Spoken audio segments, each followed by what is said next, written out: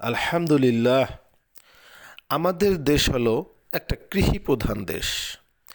এই দেশ সুজলা সুফলা শস্য শ্যামলায় ভরপুর। এই দেশের কোনো মাটি যেন 1 ইঞ্চি পরিমাণও পড়ে না থাকে, এটা এই দেশের প্রতিটি মানুষেরই একান্ত প্রচেষ্টা। তাই প্রতিটি বাড়িঘরের আনাচে কানাচে এবং উঠানে যেখানেই আপনারা ফাঁকা জায়গা পাবেন সেখানেই বিভিন্ন ধরনের গাছপালা রোপণ করবেন এবং এর পাশাপাশি বিভিন্ন ধরনের শাকসবজি লাগাবেন।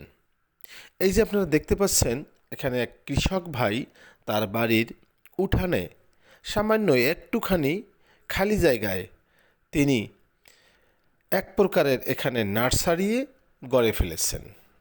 এখানে দেখতে পাচ্ছেন ফলজ, বনজ ও ঔষধি বিভিন্ন ধরনের বৃক্ষের চারা তিনি এখানে তৈরি করে থাকেন। এর পাশাপাশি বিভিন্ন ধরনের শাকসবজির চারাও কিন্তু পাওয়া যায়।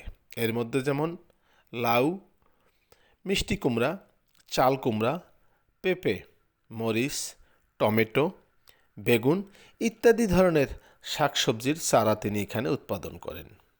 এতে করে তার নিজের যেমন চাহিদা মিটিয়ে যায়,